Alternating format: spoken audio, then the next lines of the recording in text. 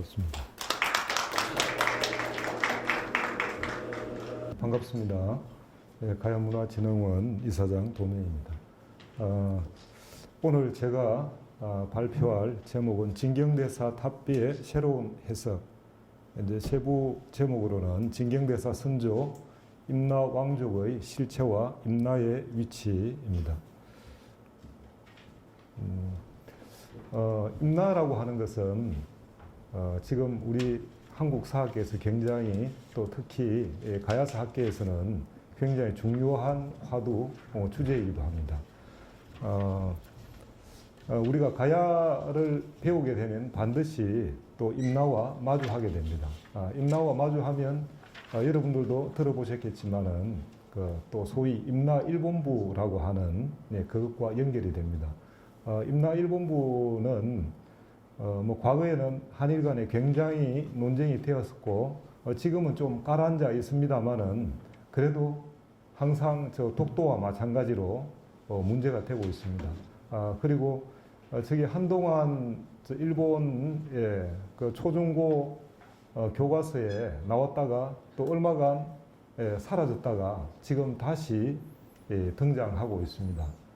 그래서 여러분도 많이 들어보시겠습니다만은 역사에 대한 어떤 정의가 많이 있는데 그 중에 하나가 과거를 지배하는 자가 미래를 지배한다라는 말이 있습니다.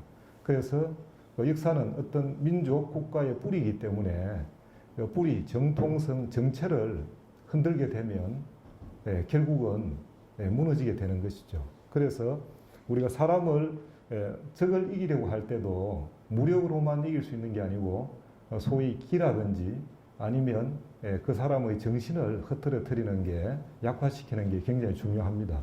그래서 지금 한중일은 치열한 역사 전쟁을 치르고 있습니다. 그런데 지금 객관적인 이런 역사 전쟁의 지형을 보면 우리나라가 지금 가장 수세에 밀리고 있습니다.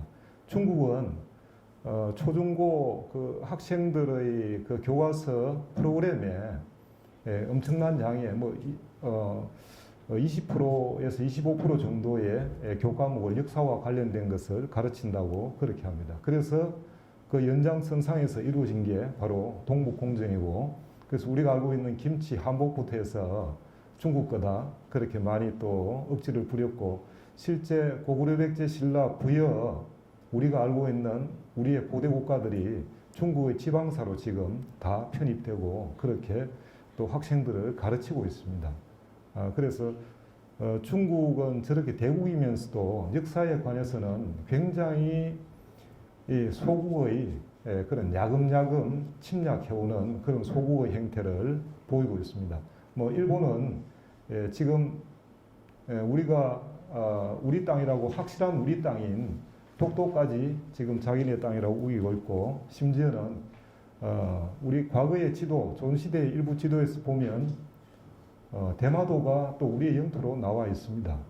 그러나 명확한 우리 땅인 독도까지도 일본은 자기네 땅이라고 우기고 있는데, 그래서 이 임나의 우리 국내의 세 가지 기록 중에서 가장 사실은 난제이기도 한 것이 바로 진경대사 탑비의 내용입니다. 자, 진경대사 탑비는 일반적으로 진경대사 보궐능공 탑비라고 그렇게 합니다. 이 보궐능공 탑비와 사리탑은 원래 복림사지, 복림사 옛터에 있었습니다. 그런데 지금은 이제 옮겨서 국립중앙박물관 경내에 지금 옮겨가 있습니다. 이것이 이제 한일 고대사의 쟁점으로 이렇게 학계가 주목하고 있습니다.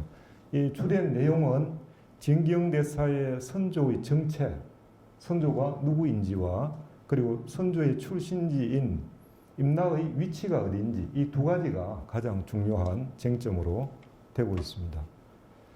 아까 말씀드린 임나 일본부설, 임나 일본부설은 임나는 가야다, 또 임나 가야설이라고도 하는데, 그것이 바로 여러분도 알고 있는 한반도를 침략하고 그 침략을 정당화하기 위한 정한론의 도구로 그렇게 쓰였습니다. 일본은 이제 한일 합방을 하고 나서 무력으로 우리 이제 대한제국을 그렇게 다스렸죠. 그런데 1919년도 3.1 운동이 일어나면서 그 국민적인 저항에 부딪혔습니다. 그때 자기네들은 무력으로만 안 된다. 그래서 이제 문화 정치 또 일종의 이제 쇠뇌 정치, 정신적인 침략을 감행하기로 합니다. 그래서 1920년도에 바로 심상소학 역사 보충 교재라고 하는 것을 만들어서 교사들한테 저것을 학생들에게 가르치게끔 그렇게 합니다. 거기에 보면 국내의 임나의 근거 세 가지가 나옵니다. 그것은 광개토 태왕능비 내용에 나와 있는 임나 가라, 그리고 삼국사기 강수열전 중에 있는 임나 가량, 그리고 진경대사 탑비에 있는 임나 왕조, 이 세 가지 임나의 기록을 근거로 임나는 한반도에 있었다, 이렇게 주장하고 있습니다. 그런데 저 세 가지 임나가 그러면 한반도 어디다, 김해다, 고령이다 이렇게 특정할 수 있느냐 하면 전혀 특정할 수 있는 근거는 없습니다. 그러니까 이 역사에서 굉장히 중요한 게 해석을 어떻게 하느냐. 그래서 그 해석을 왜곡되게 하고 그 다음에 억지를 부리고 그리고 많은 사람들이 거기에 동조하고 세력이 커지면 소위 학계에서는 이제 통설이 되어버립니다. 그래서 통설이 되어버리면 그것이 주도하기 때문에 그 학설을 바꾸기가 굉장히 어렵습니다. 그래서 지금 현재 우리 학계에서는 지금 진경대사 탑비에서 나오는 임나왕족 저것을 근거로 우리 학자들이 학생들을 가르칠 때 또 답사가거나 그 현지에서 가르칠 때 바로 이 진경대사 탑비에 임나왕족이라고 나와 있기 때문에 김해가 임나다 이렇게 가르치고 있습니다. 자, 제가 말씀드릴 내용은 진경대사의 선조는 김유신이 아니라 일본의 임나 왕족임을 규명하려고 합니다. 그리고 진경대사 탑비 임나는 한반도에 있는 것이 아니고 일본 열도 내에 있다. 대마도나 일본 열도 내에 있다는 것을 규명하고자 합니다. 지금은 국립중앙박물관에 소지하고 있습니다. 그 내용 안에 보면 이제 진경대사의 속성이 신김씨라고 하는 내용이 나옵니다. 그리고 선조는 임나왕족이라고 하는 내용도 나오고 또 선종 구산 선문인 복림산문의 계산조다, 계조다라는 내용, 그리고 여러 곳에서 이렇게 교화 활동을 하셨지만 김해 진례성에서 교화했다. 진례 바로 김해 가까이 있죠. 그때 호족인 김인광, 김유리의 후원이 있었다. 이런 내용들이 나와 있습니다. 그리고 입적은 서기 923년에 했고 입적 다음 해에 이 비를 건립했습니다. 이제 특이사항은 당시에 신라왕이었던 경명왕이 직접 이 비문을 작성했습니다.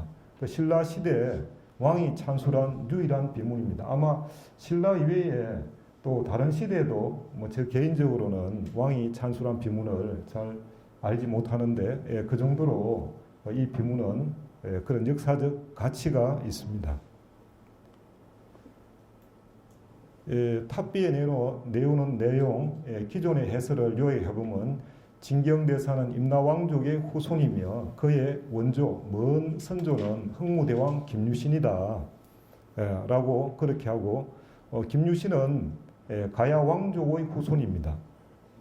그렇기 때문에 임나왕족 후손 그의 원조가 흥무대왕 김유신이라고 했기 때문에 가야는 곧 임나다 이런 등식이 성립이 됩니다.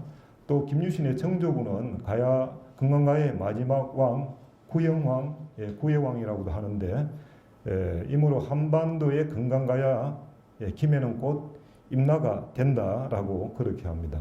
그래서 임나일본부의 세 근거 중에서 사실은 가장 난제가 진경대사 탑비입니다. 그래서 광개토대왕 능비에 대한 그 쟁론은 굉장히 많이 있습니다. 한중일에서 각자 입장을 달리하면서 지금도 치열하게 싸우고 있고 저도 거기에 대한 연구를 해서 논문을 발표한 적도 있고 그렇습니다. 그리고 또 강수열전에 거기에 나오는 임나가량이라고 하는 그 내용은 최근에 민족사학계의 미래로 가는 역사 협의회의 대표이신 매림 이완영 선생이 논문을 써서 논파를 했습니다. 논파를 하고 했지만 가장 일반 우리 학계에서 통솔로 임나가 바로 가야다라고 하는 것을 확정하는 가장 강력한 근거가 바로 진경대사 탑비입니다. 자, 논쟁의 핵심 부분입니다. 탑비 안에 보면 이런 내용이 나옵니다. 대사 휘 심의 속성 신김씨 기선 임나왕족 초발 성지 매고 림병 투어 아국 원조 흥무대왕 그 다음에 이제 이렇게 이제 쭉 나옵니다. 그 풀이해 보면 대사의 이름은 심희요 속성은 신김씨이니 그 손조는 임나의 왕족이요 풀에서 성스러운 가지를 뽑았다. 매번 이웃나라의 침략에 괴로워하다가 우리나라에 투신하였다. 먼 조상인 흥무대왕은 오산의 전기를 타고 동해의 전기에 올라서 문부를 치고 재상의 집안에 태어나 무력으로 왕실을 높이 떠받들었으며 이렇게 나옵니다. 이제 이 해석이 한국 고대 금성문 해석을 따랐습니다. 이게 지금 학계에서 통상적으로 얘기하는 해석입니다.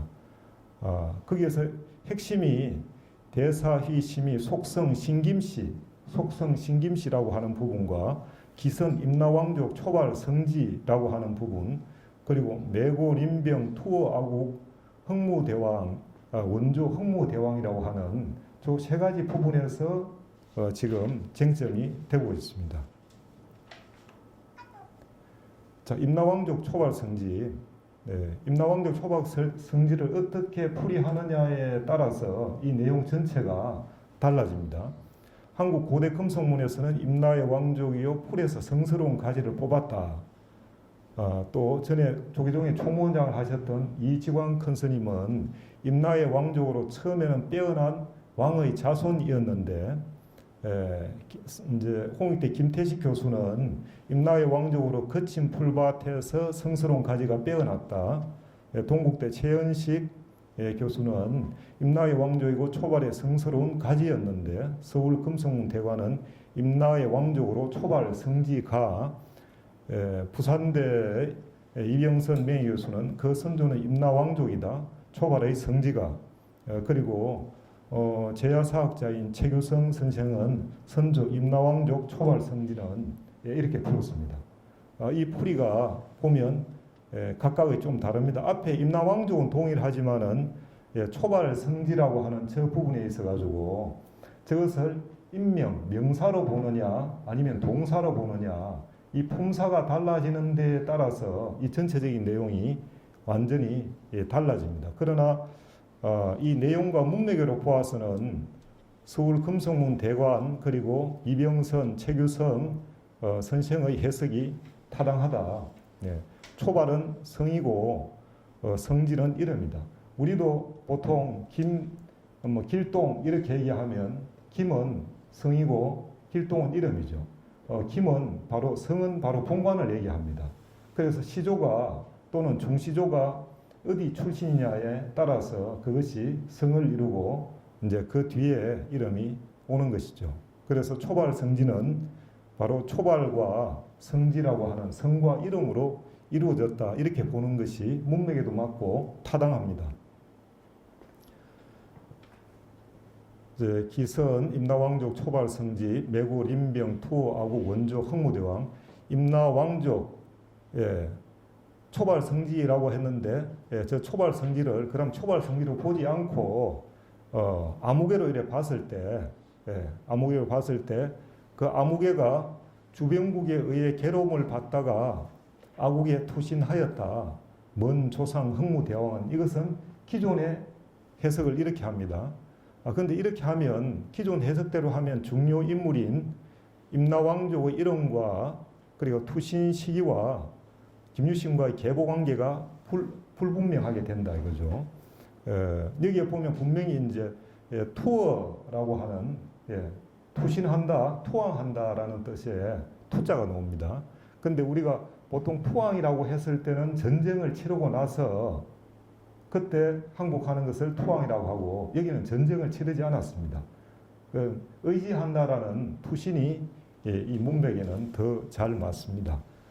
그래서 우리가 보통 어디에 투항한다라고 하면 투항하는 시기가 있죠. 어느 때 투항했다. 몇 년도에 투항했다. 그리고 투항의 대상이 누구에게 투항했다. 보통 우리가 이제 항복했다, 그다음 병합됐다, 기속되었다 이렇게 할 때는 국가와 국가 간에 할 때는 그렇게 용어를 쓰고 우리가 보통 투항했다, 투신했다. 물론 국가에 투신했다, 투항했다라고 할 수도 있지만 대개는 그 투신한 사람, 투항한 사람 그 대상이 특정되게 됩니다. 그리고 그 시기가 언제인지 특정되게 되는데 기존의 해석으로 이렇게 한다면 이게 투항하는 시기도 안 나오고 투항하는 대상이 누구인지도 불분명하게 됩니다. 그리고 최현식 교수는 임나왕족 초발 성지라고 할 때 초발을 풀초자에 뺄발자입니다. 그런데 저 풀초자에 뺄발자를 초발이라고 봐서 우리가 처음 글을 쓸 때 초고라고 합니다. 초고. 그때도 풀초자를 쓰죠. 그런 것과 이제 서로 연관시켜서 저 초발이 김수로 왕이다 이렇게 얘기를 합니다. 그래서 초발 성지, 초발의 성스러운 가지 김수로 왕의 후예들이다 이렇게 이제 풀이를 합니다. 그런데 그렇게 되면 맞지가 않는 게 여기는 임나 왕족이라고 했습니다.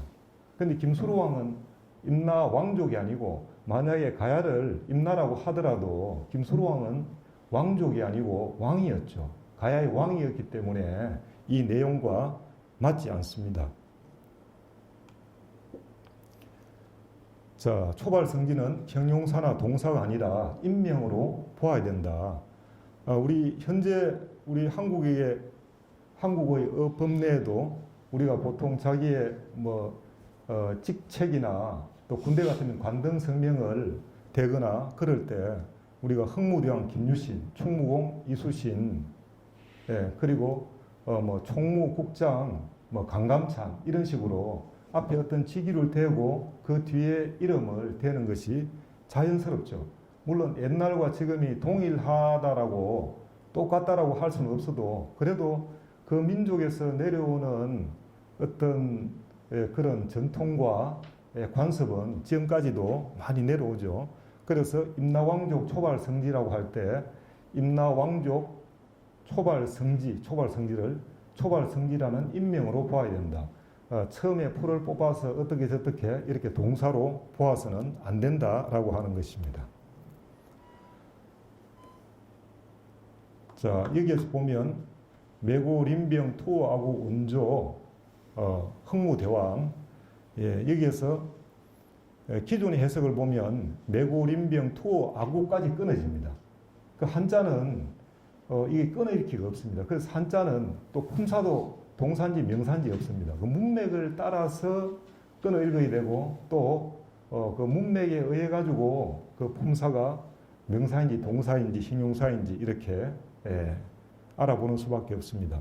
기존의 해석으로 보면 주변국으로부터 주변 병사로부터 괴로움을 당하다가 그래서 우리나라에 투신하였다. 우리나라라고 하면 이것을 비문을 선 사람이 경명왕이라는 하는 왕이었기 때문에 바로 신라를 얘기하죠. 우리나라 신라에 투신하였다. 그리고 원조 흥무대왕, 먼 조상 흥무대왕은 이렇게 되니까 진경대사의 선조가 옛날에 우리 신라에 투신하였다. 항복하였고 그리고 그 먼 조상 그리고 진경대사가 있고 진경대사 위에 또 그 선조 초발성지라는 사람이 있고 그 위에 또 먼 조상 흥무대왕이 있다. 이렇게 이제 기존은 풀이를 합니다. 그런데 이것을 좀 다르게 또 끊어읽기를 해보면 매고 림병에서 끊으면 매번 주변국으로부터 괴로움을 당하다가 투아국 원조 흥무대왕, 우리나라의 먼조상 흥무대왕에 투신하였다. 이렇게 풀이할 수 있습니다. 그러니까 앞에서는 우리나라 신라에 투신하였다 이렇게 되고, 뒤로 보면 먼조상 흥무대왕 김유신에게 투신하였다. 그 앞에서는 국가에 투신한 게 되고, 뒤에는 흥무대왕 김유신이라는 개인에게 바로 투신, 투항하게 되는 것입니다. 그러니까 완전히 달라지죠. 자, 그리고 이제 또 속성 신김씨라고 했습니다. 진경대사의 속가의 이름이 신김씨라고 했는데, 지금도 우리나라에 지금 신김씨가 없죠.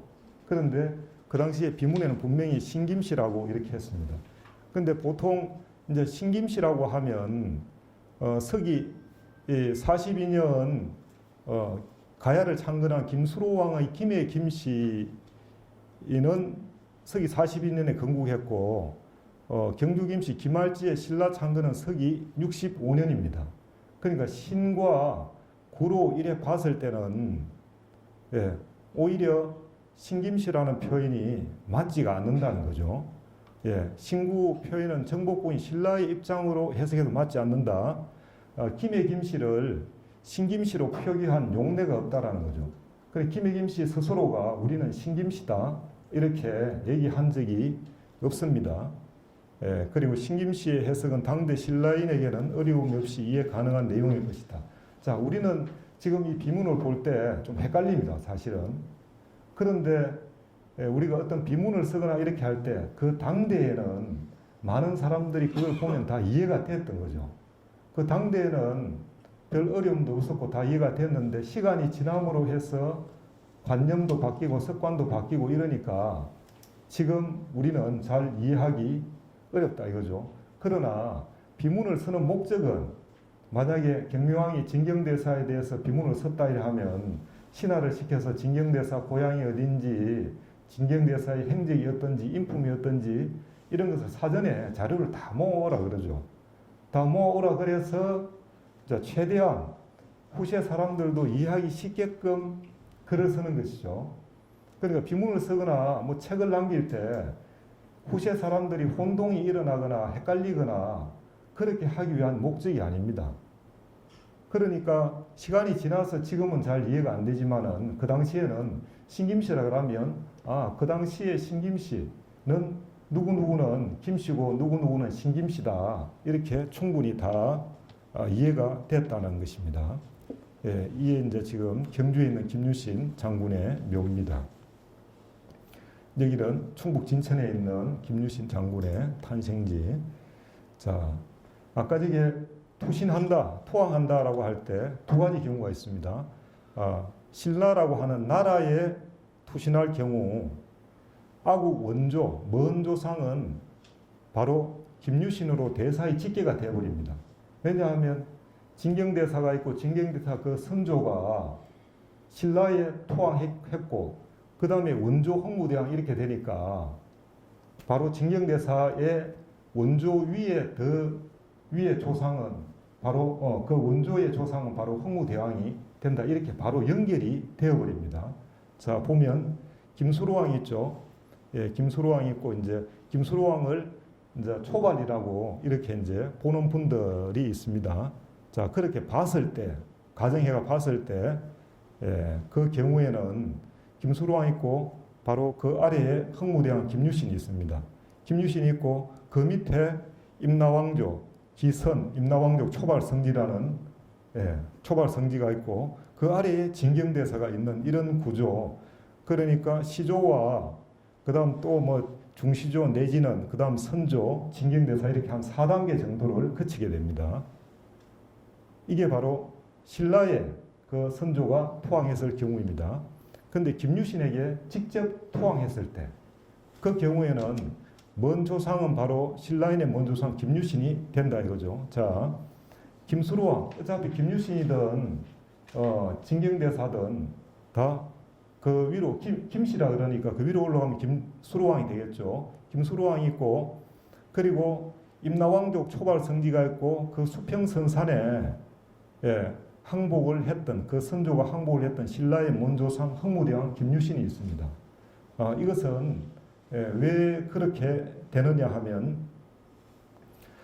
임나라고 하는 소위 임나의 정체에 대해서 여러 가지 얘기를 하는데 1963년도에 북한의 김석형이라는 학자가 사만삼국 내의 분국설이라고 하는 그런 논문을 씁니다.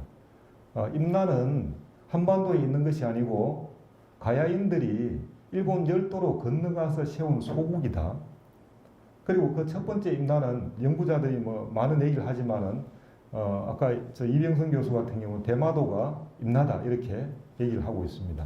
가락국기에도 보면 가락국기의 그 나라의 경계를 얘기하고 있는데 동쪽에는 황산강 바로 낙동강이고 서남으로는 창해고 그리고 남쪽은 국미다 이렇게 나옵니다. 그 국미의 해석의 대가 나라 국자에 꼬리 밑자니까 나라의 끄트머리 김에다 이렇게 보는 분도 있지만은 어떤 지명을 얘기할 때 어떤 경계를 얘기할 때는 항상 명사를 쓰죠.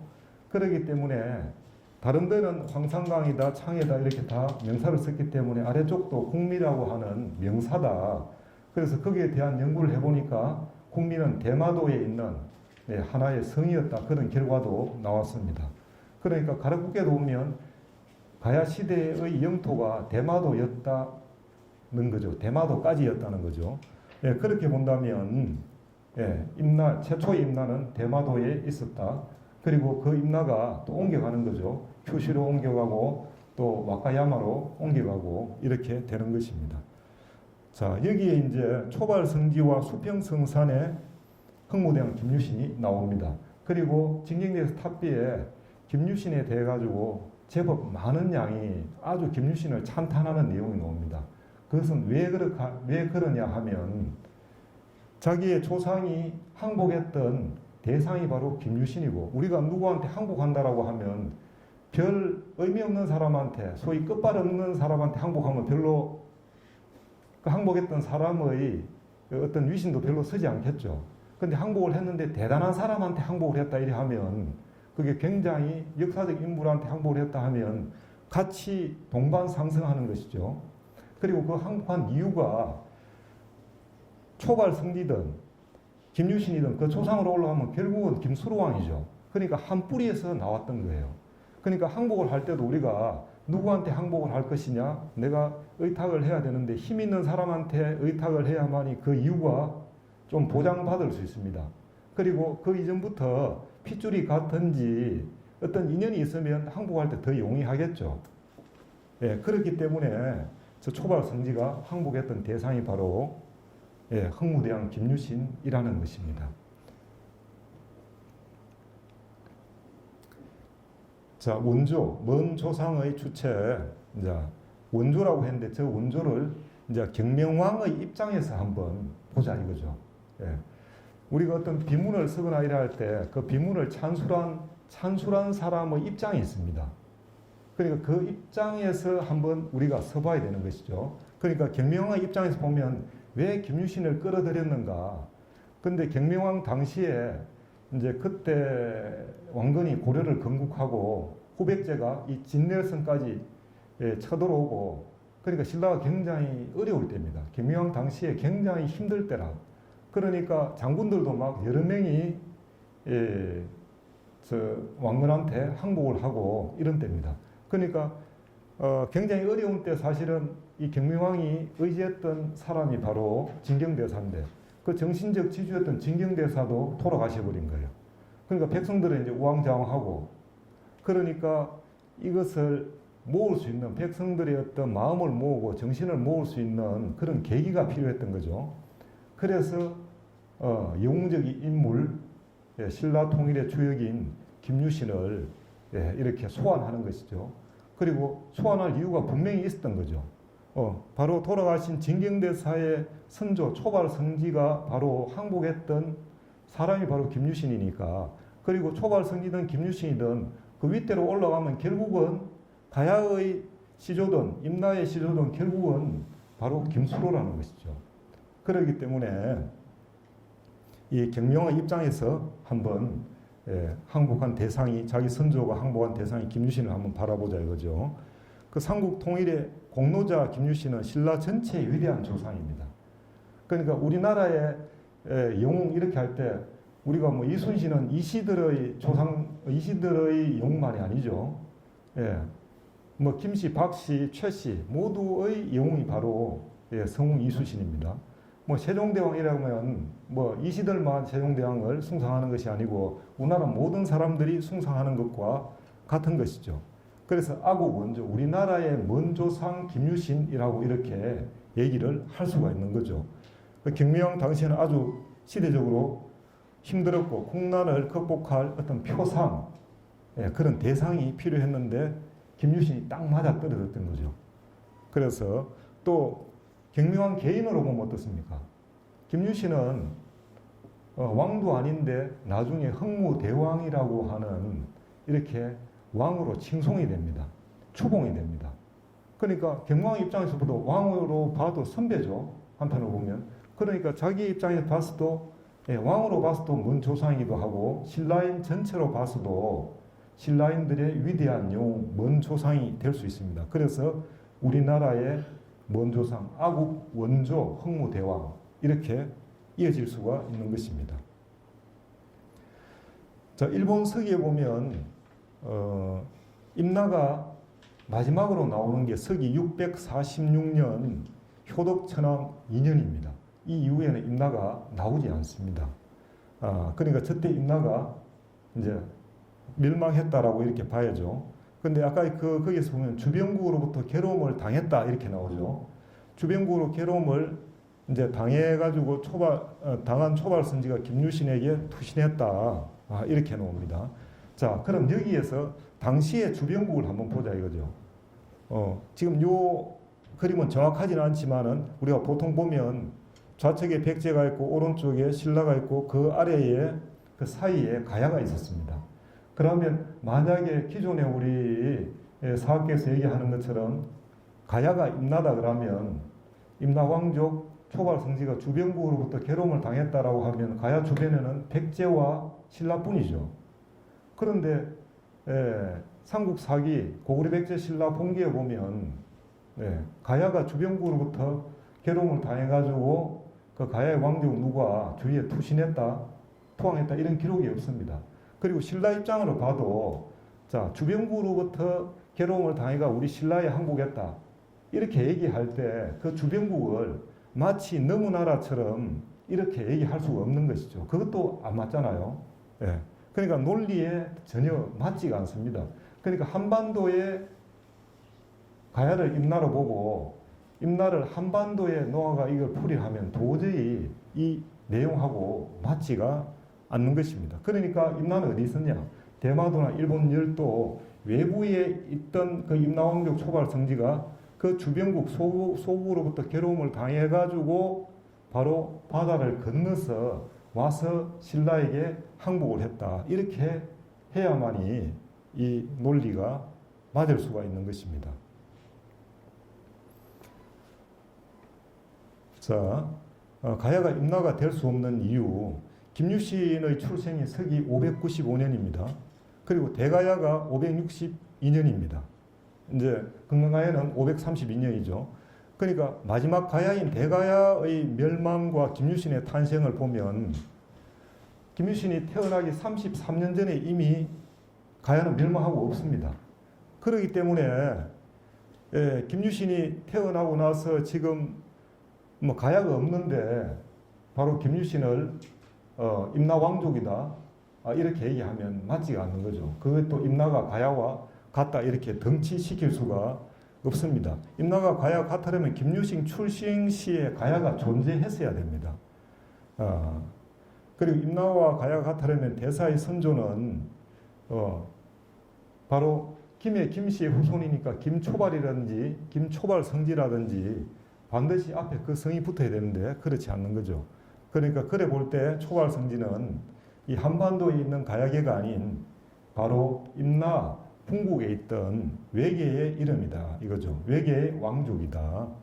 그리고 우리 보통 비문을 쓰거나 이럴 때 그 당시에 가장 확실한 걸 근거로 가장 중요한 것을 근거로 이렇게 쓰는데 진경대에서 당시에 만약에 임나가 있었다 치더라도 가야라는 기존에 있었던 그것을 놔두고 임나라고 하는 별칭, 가야의 별칭인 임나를 서지 않는다는 거죠. 항상 우리가 비문을 서는 거는 이런 거는 거의 공식적인 내용이기 때문에 가장 일반화된 국가명이나 이름을 쓴다는 거죠.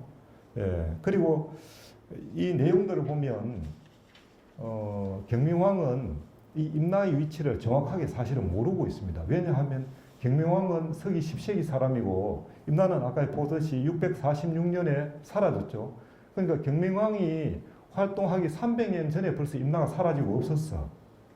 그렇기 때문에 그 위치가 어딘지 정확하게 몰랐기도 했고, 그렇기 때문에 굳이 임나를 그렇게 쓸 수가 없는 거죠. 그런데 왜 그러면 진경대사 선조 임나왕족이라 했느냐?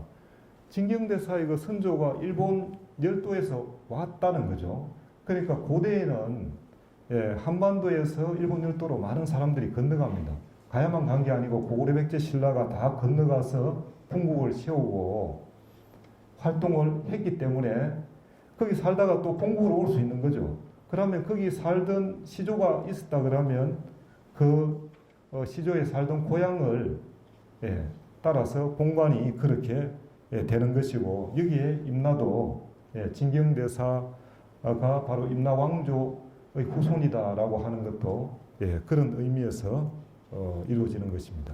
자, 이런 모든 것을 종합해가 이걸 다시 한번 재고해 보면 해석은 끊을기를 다르게 하고 해석을 하면 이렇게 나옵니다. 대사의 이름은 심이요 속성은 신김씨이며 그 선조는 임나왕족 초발 성지인데 매번 주변국 병사들에게 계롱을 받다가 우리나라의 먼조상 흥무대왕에게 투신하였다. 흥무대왕은 오산의 전기를 받고 동해의 전기를 타고서 문부를 지고 재상의 집안에 태어나 무략으로 왕실을 높이 받들었으며 이렇게 이어지는 것이죠. 그런데 여기에 보면 이 앞에 보면 갈로 흥무대왕 있습니다. 보통 우리가 한문 같은 경우는 반복되는 주어와 목적어 그게 바로 반복될 때는 생략하는 경우가 있습니다. 그러니까 여기에서 투아국 원조 흥무대왕 끊고 그다음 오산 풍기 접수 이렇게 나가는데 저 오산 앞에 바로 흥무대왕이 또 있는 거죠. 주어가 실제로는 있는데 반복되기 때문에 저 반복되는 주어를 생략한 것입니다. 자, 이렇게 보면 이 문장은 굉장히 문맥적으로 문제가 없고 매끄럽게 됩니다. 그래서 한자를 할 때 가장 중요한 것이 문맥이 맞아야 된다 이거죠. A, B, C 서론, 본론, 결론이 서로 달라지면 안 되는 것처럼 문맥이 맞아야 된다.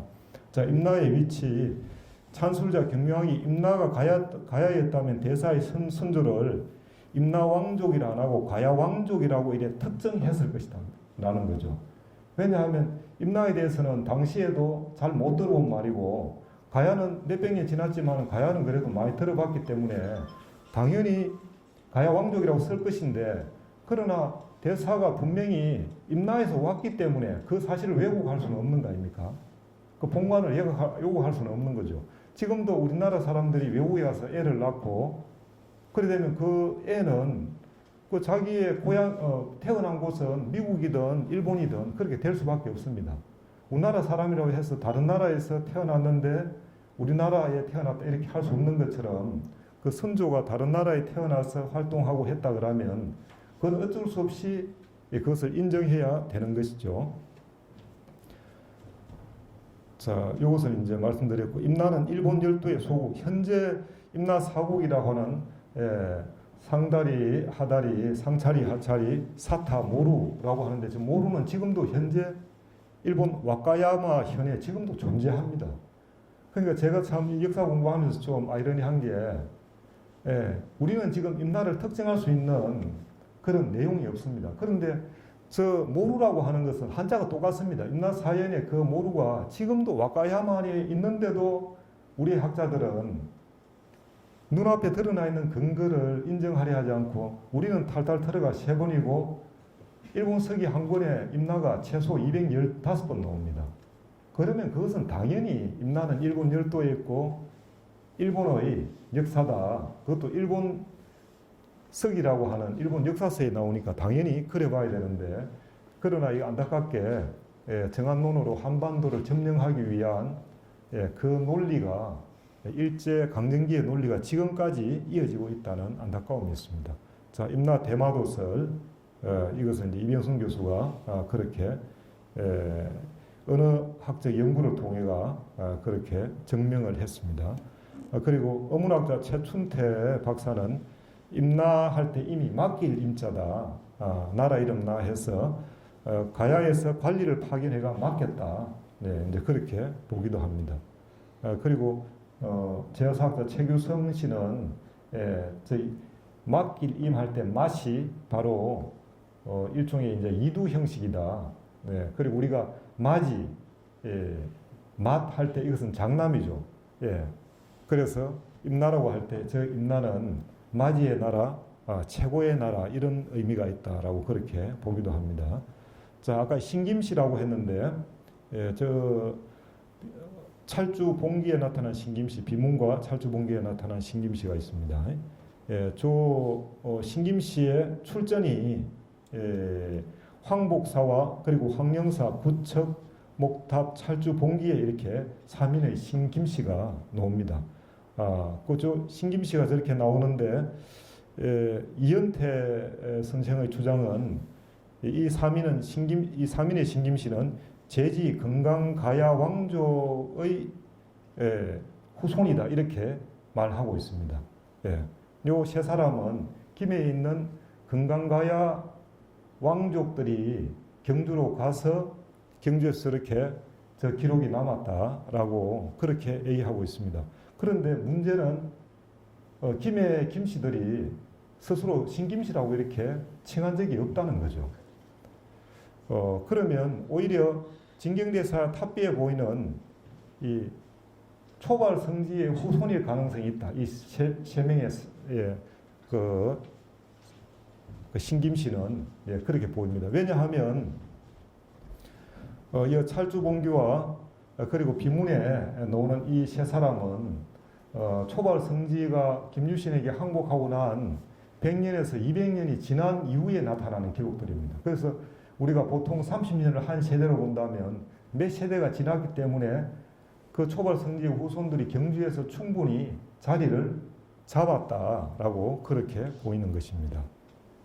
그래서 초발 성지는 이제 김유신에게 투신하여서 당시의 왕인 선덕 여왕에게 김시성을 사성받았을 걸로 보이고 골품제 신분도 보양받았을 거라고 그렇게 보입니다. 자, 건강하여 왕족인 김해 김씨를 신김씨로 칭한 적이 역사적으로 없다 이거죠. 그리고 김해 토박이 가야 왕족들이 신라로 갔다고 신김씨로 불렸는지는 의문이다 이거죠.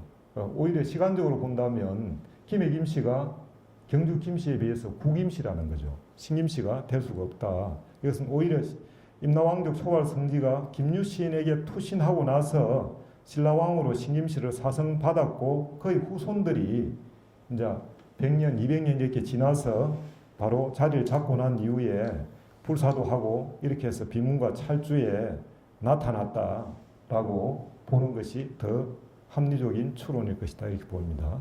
이제 결론 들어가겠습니다. 한반도 임나의 세 가지 근거 중 진경의 탑비는 자세히 살펴보면 오히려 임나는 가야가 아닌 가야의 풍국이 일본 열도에 진출했음을 증거하고 있습니다. 대사의 선조 초발 성기는 김유신에게 투신한 인연으로 신김씨를 사성받았으며 이후 신라에 정착하였고 대사는 그들의 후손이다 이렇게 보여집니다. 자, 현재 이제 이렇게 지금 또 임나를 가야를 임나로 이렇게 또 표기하고 그렇게 왜곡하고 있습니다. 최근 이제 유네스코 가야 고분군 등재, 우리 김해도 대성동 고분군 등재가 됐는데 최근 이거 때문에 굉장히 좀 시끄러웠습니다. 유네스코 등재는 굉장히 좋은 일이지만 거기에 나오는 내용 중에 일본 서기의 기록에 의해서 남원을 기문이라고 합천을 달아라고 한 그 내용이 들어 있습니다. 그래서 국민들이 깨어있는 국민들의 그런 또 저항과 또 건의로 해서 그것이 이제 유네스코에서 직접 나서서 조정을 해서 그것이 삭제가 되었습니다. 지금 현재 이제 우리 국민들이 역사에 깨어나고 있습니다. 지금 현재 보면 또 민족사학계와 또 김해 김씨를 주축으로 한 가락종친회 그리고 불교계 역사 매니아들이 이렇게 활동을 하고 있습니다.